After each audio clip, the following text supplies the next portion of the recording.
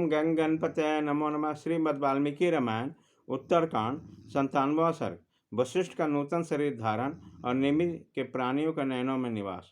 उस दिव्य और अद्भुत कथा को सुनकर लक्ष्मण को बड़ी प्रसन्नता हुई और उससे रघुनाथ से बोले, काकुश व ब्रह्मऋषि वशिष्ठ तथा राजर्षि निमि, जो देवताओं द्वारा भी सम्मानित है, अपने अपने शरीर को छोड़कर फिर नूतन शरीर से किस प्रकार संयुक्त है।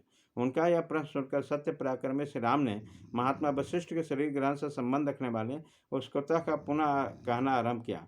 रघुश्रेष्ठ महामणि मित्र और वरुण देवता के तेज बीन से युक्त प्रसिद्ध कुंभ उसके दो तेजस्वी ब्राह्मण प्रकट हुए। वो दोनों ऋषियों में श्रेष्ठ है। पहले उस घर से महर्षि भगवान अगस्त उत्पन्न हुए और मित्र से यह कहकर मैं आपका पुत्र नहीं हूँ, वहां से अन्यत्र चले गए। वह मित्र का तेज था जो उर्वशी के निमित्त से पहले उस कुंभ में स्थापित किया गया। तत्पश्चात उस कुंभ में वरुण देवता का भी तेज सम्मिलित हो गया।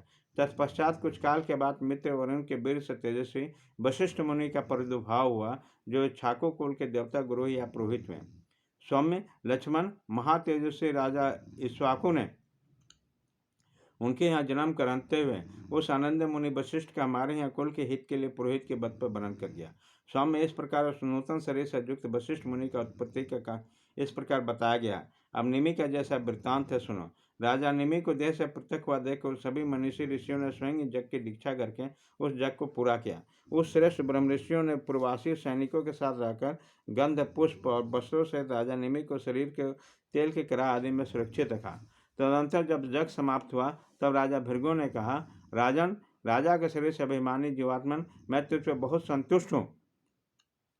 अतः यदि तुम चाहो तो मैं जीत चैतन्य को पुनः शरीर में ला दूंगा। भृगु साथ अन्य सब देवताओं ने अत्यंत प्रसन्न होकर निमि की जीवात्मा से कहा, राजा से वर मांगो, तुम्हारे जीव चैतन्य को कहाँ स्थापित किया जाए। समस्त देवताओं का ऐसा कहने पर निमि के जीवात्मा ने उस समय उससे कहा, सुश्रेष्ठ, मैं समस्त प्राणियों के नेत्रों में निवास करना चाहता हूँ। तब देवताओं ने निमि की जीवात्मा से कहा, बहुत अच्छा, तुम वायु रूप होकर समस्त प्राणियों के नेत्र में विचरते रहोगे। पृथ्वीनाथ, वायु रूप से विचरते हुए आपके संबंध में जो थकावट होगी उसका निवारण करके विश्राम पाने के लिए प्राणियों के नेत्र बारंबार बंद हो जाया करेंगे। ऐसा कहकर सब देवता जैसे आए थे वैसे चले गए। फिर महात्मा ऋषियों ने निमि के शरीर को पकड़ा और उस पर आरण्य रखते उसके बलपूर्वक मंथना आरंभ किया। पूर्ववत मंत्रोच्चारण पूर्वक होम करते हुए उस महात्माओं ने जब निमि के पुत्र की उत्पत्ति के लिए अग्नि मंथन आरंभ किया, तब उस मंथन से महातपस्वी मिथि उत्पन्न हुए। उस अद्भुत जन्म का हेतु होने के कारण वे जनक कहलाए तथा विदेह जीव रहित शरीर से प्रकट होने के कारण विदेह भी कहा गया। इस प्रकार विदेहराज जनक का नाम महान तेजस्वी मिथि हुआ, जिन्होंने जनक वंश में मैथिली कहलाया। सौम्य लक्ष्मण, राजाओं के श्रेष्ठ निमि के साप से महर्षि वशिष्ठ और ब्राह्मण वशिष्ठ के साप से राजा निमि का जो अद्भुत जन्म घटित हुआ उसका सारा कारण मैंने तुमसे कहा सुनाया। इस प्रकार श्री वाल्मीकि निर्मित आर्ष रामायण आदि काव्य के उत्तरकांड में 97वां सर्ग पूरा हुआ।